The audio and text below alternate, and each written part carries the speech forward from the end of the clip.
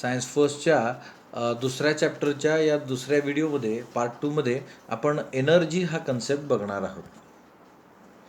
त्यासाठी काही ॲक्टिव्हिटीज दिलेल्या आहेत. व्हॉट डज इट हॅपन्स, काय घडेल याबद्दल तुम्हाला प्रश्न विचारलेले आहेत. सिच्युएशन ॲक्टिव्हिटीज दिलेल्या आहेत. त्यामध्ये if a pot having a plant is kept in the dark the plant लँग्विशेस.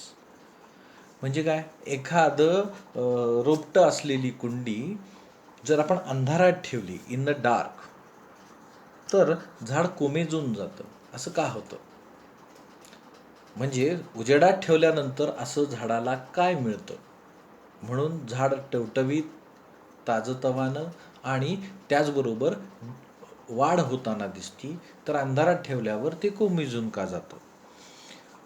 On increasing the volume of the music system or T V beyond the limit, ठराविक मर्यादेपेक्षा जर आपण टी व्हीचा आवाज प्रमाणापेक्षा जास्त मोठा केला किंवा साऊंड सिस्टीमचा आवाज, तर काय, the vessels in the house starts vibrating. घरातल्या सगळ्या गोष्टी, भांडी कुंडी काचा, खिडक्यांच्या काचा व्हायब्रेट, त्याच्यात कंपनं निर्माण झालेली आपल्याला दिसतात. म्हणजे नक्की असं काय होतं? आवाज मोठा केल्यानंतर ह्या वस्तू व्हायब्रेट का होतात? Collect sunlight on the paper with the help of convex lens. लहानपणी हे सगळ्यांनीच केलेलं असतं. एक कॉन्व्हेक्स लेन्स घ्यायची आणि कागदावर ते आपण धरली असता, नुसतीच धरली तर जळत नाही, ठराविक अंतरावर धरली असता ती जळते, कागद जळतो. त्या लेन्समधून असं नक्की काय होतं म्हणून तो कागद जळतो? आता लहानपणापासून आपल्याला हे क्रिया करून माहीत आहेत की लेन्स ठराविक अंतरावर धरल्यानंतर सगळे सूर्याचे प्रकाश किरण हे एकत्रित एका पॉईंटमध्ये आल्यानंतर ब्राईट होतो बघा तो स्पॉट, आणि नंतर तो कागद जळायला सुरुवात होती. म्हणजे या सनलाईटमध्ये काहीतरी असं आहे की त्यामुळे, त्या लाईटमुळे काय होतंय, तो कागदाच्या ठिकाणचं टेम्परेचर वाढतं आणि कागद जळण्याची क्रिया घडते. एखादी क्रिया घडते ती आपोआप घडते का? नाही. There should be, to carry out that work there should be a some certain thing. ही क्रिया घडण्यासाठी काहीतरी असणं आवश्यक आहे किंवा ही क्रिया घडवून आणण्याची क्षमता त्यामध्ये आहे, त्या प्रकाश किरणांमध्ये आहे.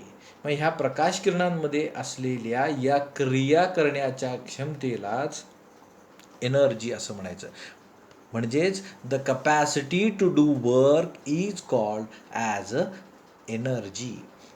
मग तेच सूर्यप्रकाशाच्या साह्यानं वनस्पती with the help of chlorophyll pigments converts that light energy into chemical energy and carry out the life process. ह्याच प्रक्रिया सूर्याच्या प्रकाशाच्या सानिध्यात हरितलवकाच्या क्लोरोप्लास्टच्या साह्यानं वनस्पती अन्न तयार करतात आणि त्याचा वापर लाईफ प्रोसेससाठी होतो. म्हणून झाड ताजंतवानं टवटवीत दिसतं सूर्यप्रकाशात असल्यावर. अंधारात त्याला तो प्रकाश म्हणजे ती एनर्जी मिळत नाही, त्यामुळं क्रिया घडून येत नाहीत. Thus the capacity to do work is the energy. आणि सेम दुसऱ्या ॲक्टिव्हिटीमध्ये साऊंडमध्ये असलेल्या एनर्जीमुळं जेव्हा हे साऊंड वेव्ज कुलाईड होतात ऑब्जेक्ट्सवर, त्यावेळेस ती एनर्जी मिळाल्यामुळं व्हायब्रेट होण्याची क्रिया घडते. म्हणून capacity to do work is the energy. Thus we can say that energy is the capacity to do work. म्हणजे एनर्जी म्हणजेच वर्क आहे. म्हणून दोघांचे युनिट्स सेम आहेत. SI सिस्टीममध्ये जूल तर CGS सिस्टीममध्ये अर्क. Energy exist. This energy is present or it exists in different forms: mechanical, heat, light, sound, electromagnetic, electrical म्हणा, मॅग्नेटिक म्हणा, इलेक्ट्रोमॅग्नेटिक म्हणा, chemical, nuclear and solar. Out of all these types of energies, we are going to study about the types of this mechanical energy, that are kinetic energy and potential energy. In this video, we are going to study only about this kinetic energy, potential energy in the next video. To study this kinetic energy, certain examples are given, activities are given. A fast cricket ball strikes the stump. Cricket खेळत असताना जेव्हा fast येणारा ball, cricket ball जेव्हा स्टंपवर आदळतो त्यावेळेस काय घडतं? त्यावेळेस ball आदळल्यामुळं stump पडतो किंवा लांब दूर जाऊन पडतो. म्हणजे चेंडू त्यावर आदळल्यावर स्टंप लांब जाऊन पडण्याची क्रिया घडते. म्हणजे चेंडूमध्ये ही क्रिया घडून आणण्याची एनर्जी आहे. मग नुसताच चेंडू जर ठेवला स्टंपच्या शेजारी तर स्टंप पडतो का? नाही.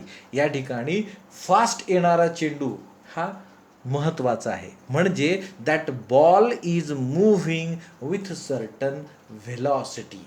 whenever it collides on that stump, at that time stump gets moved or displaced. That is, the work is done by that moving ball. This capacity in that ball is arised because of its motion. लक्षात ठेवा. हे दुसरं, the striker hits the coin on a carrom board. Carrom खेळत असताना कॅरमवर असलेल्या सोंगटीवर जेव्हा striker आदळतो त्यावेळेस ती सोंगटी, ते कॉइन ॲप्लाय केलेल्या फोर्सच्या दिशेने मूव्ह होतं. या ठिकाणी सुद्धा नुसता स्ट्रायकर कॉइनच्या शेजारी ठेवला तर ती सोंगटी हलत नाही. मूव्हिंग स्ट्रायकर जेव्हा आदळतो तेव्हाच ते मूव्ह होतं. म्हणजे या मूव्हिंग स्ट्रायकरमध्ये ही कपॅसिटी आहे की तो त्या कॉइनला डिस्प्लेस करतो. हे वर्क घडून येतं. And that is because of motion of the striker. Third example, one marble strikes another in the game of marbles. म्हणजे आपल्याला गोट्या खेळत असताना जेव्हा एका गोटीवर दुसरी गोटी आदळती त्यावेळेस जी आपल्याकडची स्ट्रायकर, ज्याला आपण हंटर म्हणतो, त्या जेव्हा आदळतो त्यावेळेस जी स्थिर गोटी आहे डावात मांडलेली ती मूव्ह होते. अगेन स्टंपप्रमाणे, त्या सोंगटीप्रमाणे गोटीसुद्धा मूव्ह होती, कारण का त्याचा स्ट्रायकर त्याच्यावर आदळतो. या तिन्ही ॲक्टिव्हिटीमध्ये मोशनमध्ये असलेला ऑब्जेक्ट जेव्हा आदळतो तेव्हाच हे वर्क डन घडून येतं. म्हणजे हे वर्क डन घडून आणण्यासाठी मोशन कारणीभूत आहे. And from all these above example, म्हणजे ह्या सगळ्या गोष्टींवर गतिमान मोशनमध्ये असलेला ऑब्जेक्टमध्ये काही ना काही ते वर्क करण्याची कपॅसिटी आहे. यालाच काय म्हटलं जातं? कायनेटिक एनर्जी असं म्हटलं.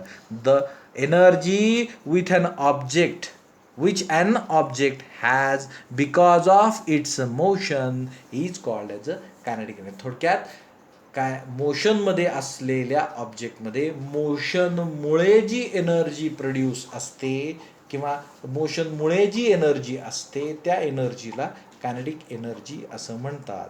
The work done by a force to displace a stationary object through a distance s is the kinetic energy gained by the object. म्हणजे एखाद्या फोर्समुळे एक वस्तू एस एवढ्या डिस्टन्समधून डिस्प्लेस करण्यासाठी जे केलेलं वर्क, म्हणजेच त्यामध्ये त्या वस्तूनं मिळवलेली काय असते? कायनेटिक एनर्जी असते.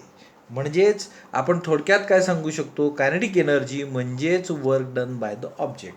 जर आपण कायनेटिक एनर्जी के ई या चिन्हाने दाखवलं तर work done F into S या फॉर्म्युल्याने. थोडक्यात काय? Kinetic energy is equal to F into S.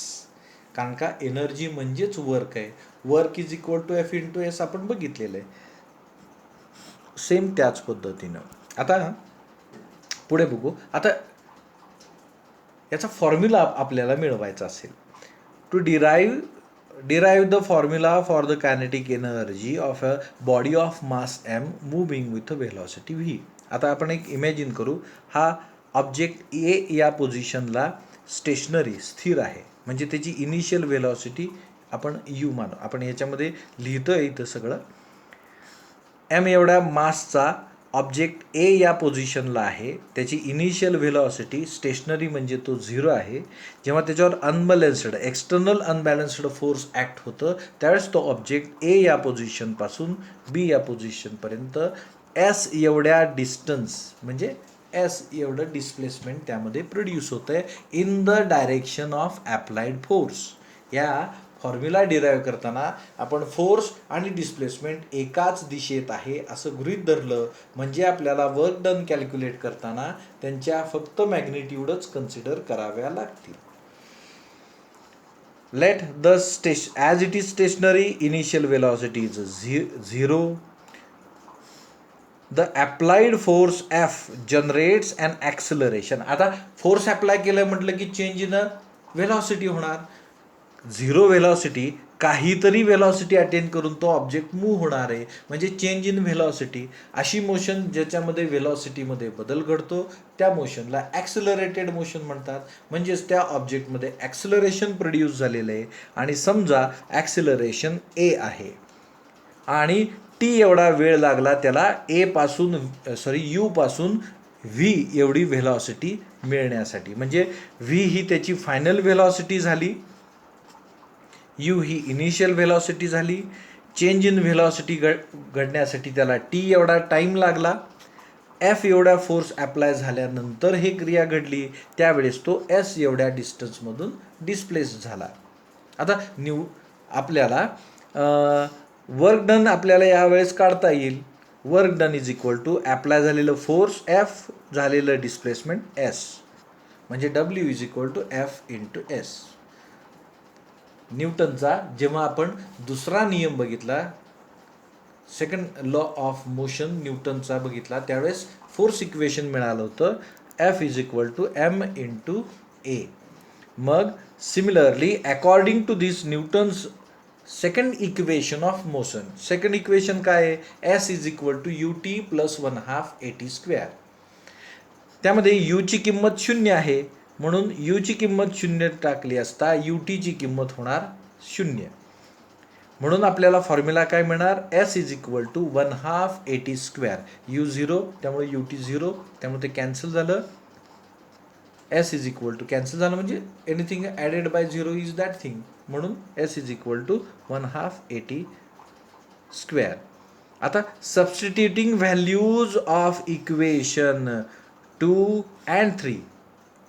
2 equation F is equal to M A आणि third equation S is equal to 1/2 AT² in this equation. डब्ल्यूच्या is equal to F into S या फॉर्म्युलामध्ये एफची किंमत M A आणि एसची किंमत 1/2 AT² घातल्यानंतर equation काय होतं, W is equal to M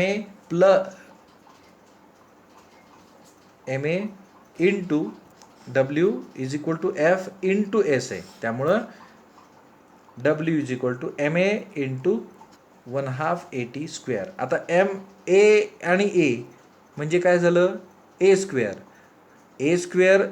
into T². म्हणून आपण काय लिहिलं इथं बघा बरं का, आपण इथं लिहू शकतो, हे सूत्र काय होणार, डब्ल्यू इज इक्वल टू